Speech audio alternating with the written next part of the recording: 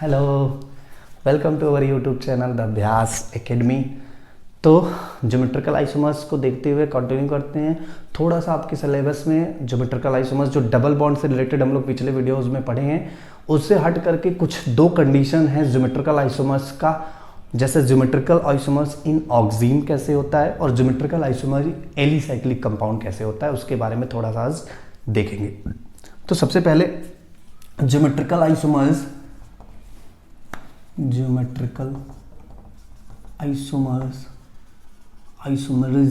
इन oxygen की बात कर लेते हैं। तो पहले ये टर्म के बारे में जानते हैं कि भैया ये ऑक्सीन क्या है। ऑक्सीन देखिए बनता कैसे है, जब हम हैलाइड या कीटोन लेते हैं, जैसे यहाँ हैलाइड ले लेते हैं, इसका रिएक्शन कराते हैं किससे? हाइड्रोक्सिल अमीन से। Hydroxylamine that is NH2OH, hydroxylamine से रिएक्शन कराते हैं। ये देखिए यहाँ से क्या होगा, H2 है, ये H2 वाटर के फॉर्म में बाहर निकल जाएगा, तो बन जाएगा क्या, RCH डबल बॉन्ड N और OH। ये है भैया हमारा क्या, ऑक्सीन। ठीक है, जब एल्डिहाइड के साथ कराते हैं तो एल्डोक्सीन बोलते हैं, कीटोन के साथ कराते हैं तो कीटोक्सीन बोलते हैं। तो इस तरीके से आप समझ सकते हैं कि एक ऑक्सीन का फॉर्मेशन इस तरीके से होता है कि एल्डिहाइड या कीटोनिक मॉलिक्यूल रहता है, उसका रिएक्शन हम हाइड्रोक्सिल अमीन से करा देते हैं तो हमारा ऑक्सीन उनको मिल जाता है। अब इस कंडीशन में हम आपको जब स्टार्टिंग में ज्योमेट्रिकल आइसोमर बताए थे कि C डबल बॉन्ड N भी C डबल बॉन्ड C की तरह ज्योमेट्रिकल आइसोमरिज्म शो कर सकता है। अब हम ऑक्सीन के केस में पर्टिकुलर देखेंगे भैया C डबल बॉन्ड कैसे ज्योमेट्रिकल आइसोमरिज्म शो कर रहा है। ठीक है, ये तो हो गया भैया ऑक्सीन का परिचय कि ऑक्सीन है कौन। ठीक है, हमको पता चल गया कि ऑक्सीन क्या है। तो थोड़ा और स्टडी करते हैं इनकी ज्योमेट्रिकल आइसोमरिज्म के बारे में। देखिए ज्योमेट्रिकल आइसोमरिज्म क्या है, C डबल बॉन्ड N की बात हो रही, यहाँ R है, अगर एल्डिहाइड से बना हुआ एल्डोक्सीन अगर एग्जांपल के तौर पे ले ले तो OH यहाँ होता है लोन पेयर। ठीक है, और अगर दूसरा आइसोमर बनाए हम, ठीक है, C डबल बॉन्ड N और H R इधर HOH को इधर कर दे, लोन पेयर अगर बना दे तो इधर, तो सिंपल अगर आप जानिए, देखिए यहां क्या है, H और OH दोनों सेम साइड में है, H और OH अपोजिट साइड में। वहां सिस और ट्रांस के केस में भी ऐसा ही कुछ हो रहा था ना कि सेम साइड वाले को सिस बोल रहे थे, अपोजिट साइड वाले को ट्रांस बोल रहे थे।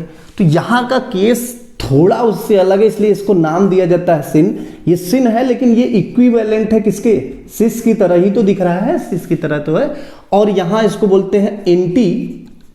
ठीक है, ये इक्विवेलेंट है किसके, ट्रांस के ना। तो बस अगर ऑक्सीन के केस में हम याद करना चाहिए कि भैया कैसे ज्योमेट्रिकल आइसोमरिज्म शो करता है। आइसोमर जो बनता है उसका नाम आता है कि सिन एल्डोक्सीन और एंटी एल्डोक्सीन। लेकिन जब हम कहें कि ये ज्योमेट्रिकल आइसोमर कैसे नहीं भैया, यहां पे देखेंगे ज्योमेट्रिकल आइसोमरिज्म, क्योंकि ये ज्योमेट्रिकल आइसोमरिज्म का क्या है, C जो बॉन्ड है, बॉन्ड के अराउंड क्या हो, रिस्ट्रिक्टेड रोटेशन हो रहा है। ये इसको पकड़े, ये N को इधर रखे थे तब तक सिन बना था, दूसरा बना दिए तो एंटी बन गया। तो दोनों आपस में क्या है, ज्योमेट्रिकल आइसोमरिज्म, क्योंकि कंडीशन ज्योमेट्रिकल आइसोमरिज्म का यही है। तो यहां पे ये सिन एल्डोक्सीन है और ये क्या है, एंटी एल्डोक्सीन। तो इन दोनों को और पहचानने का सबसे अच्छा तरीका, आप लोन पेयर वगैरह अगर दिमाग में नहीं तो भी उसको इग्नोर करिए भैया, H तो रहेगा, OH रहेगा। अगर H नहीं है कीटोक्सीन के केस में तो आपको क्या देखना है, छोटा यूनिट देखना है। अगर दोनों छोटा है, वो छोटा यूनिट के साथ OH है, सेम साइड में है, तो भैया क्या है, सिन है, और अपोजिट साइड में तो सिंपल। तो एल्डोक्सीन के केस में हम लोग देखते हैं ज्यादातर ज्योमेट्रिकल आइसोमरिज्म की बात आती है, तो यहां सीधा पहचानने का सिंपल तरीका क्या है भैया, अगर H और OH दोनों सेम साइड में हैं तो वो बनेगा सिन, और अगर H और OH दोनों अपोजिट साइड में है तो बनेगा एंटी। ठीक है, और ये दोनों आपस में क्या होंगे, ज्योमेट्रिकल आइसोमर्स। ठीक है, तो इस तरीके से ऑक्सीन ज्योमेट्रिकल आइसोमरिज्म शो करता है। अब बात आती है ज्योमेट्रिकल आइसोमरिज्म इन एलिसाइक्लिक कंपाउंड की बात। एलिसाइक्लिक कंपाउंड सब लोग जानते हैं, हाँ जानते ही हैं। तो अगर नहीं जानते तो इसको एली को साइक्लिक को अलग अलग कर दें, तो एली क्या हो जाएगा, एलिफेटिक टर्म। साइक्लिक कंपाउंड जानते ही हैं, रिंग सिस्टम को। तो ऐसे साइक्लिक कंपाउंड जो एलिफेटिक नेचर को, साइक्लिक कंपाउंड एरोमेटिक का भी होता है जैसे बेंजीन वगैरह, लेकिन एलिफेटिक की बात होती है। तो अब ये बात आती है कि भैया कैसे ज्योमेट्रिकल आइसोमेरिज्म शो करेगा। जैसे अगर हम एक साइक्लोप्रोपेन सबसे स्मॉलेस्ट बना दिए तो इसके लिए दो कंडीशन प्रेजेंट होना मस्ट है। एक तो भैया कि ये जो साइक्लोएल्केन है, सिंपल साइक्लोएल्केन है, तो वो नहीं शो करेगा, मतलब अगर इसे बना दिए तो ये नहीं शो करेगा। ये होना चाहिए क्या, डाई सब्स्टिट्यूटेड होना चाहिए। कैसा होना चाहिए, डाई सब्स्टिट्यूट, मतलब क्या है कि दो सब्स्टिट्यूशन हो, ठीक है। और दोनों सब्स्टिट्यूशन जो हो, अगर दो सब्स्टिट्यूशन हो रहा है वो कहां हो, डिफरेंट एटम पे, मतलब डिफरेंट कार्बन एटम की बात करें तो कार्बन डिफरेंट कार्बन पे। भैया डाई सब्स्टिट्यूशन तो होना चाहिए।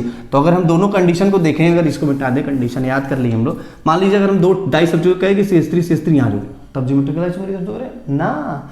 दोनों जो कंडीशन होना चाहिए वो भैया दोनों अलग अलग कार्बन पे होना चाहिए। जैसे अगर एक CH3 यहां जोड़ दिए, एक CH3 यहां जोड़ दिए, तब ये ज्योमेट्रिकल आइसोमेरिज्म अब शो कर सकता है। कैसे करेगा देखते हैं। इसके दोनों आइसोमर्स सिस और ट्रांस की बात करते हैं, क्योंकि चूंकि इस कार्बन पे एक हाइड्रोजन भी तो होता है।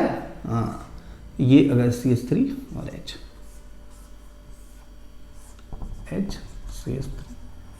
CH3 और H, देखिए ये सिस है। जब दोनों, देखिए एटम, दोनों एटम कहाँ है, रिंग के एक फेस में है और ये दोनों अलग अलग फेस में है, दोनों अलग अलग साइड में है, तो ये ट्रांस हो गया। तो इस तरीके से ज्योमेट्रिकल आइसोमेरिज्म हम बता सकते हैं। समझ रहे ना कि क्या रिंग का रिस्ट्रिक्टेड रोटेशन, हम बताते थे ना कि हाँ रिस्ट्रिक्टेड रोटेशन बॉन्ड के अराउंड सिंगल बॉन्ड जो होता है रिंग के में इनकॉर्पोरेटेड होना चाहिए, तो रिस्ट्रिक्टेड रोटेशन होना चाहिए। दूसरा यहां आपको कंडीशन याद रखना है भैया, डाई सब्स्टिट्यूटेड होना चाहिए और दोनों सब्स्टिट्यूशन जो है CH3 वाला वो दोनों अलग अलग पोजीशन पे होगा, तभी वो ज्योमेट्रिकल आइसोमेरिज्म शो करेगा। जैसे यहां डाई मिथाइल साइक्लोप्रोपेन के केस में होगा।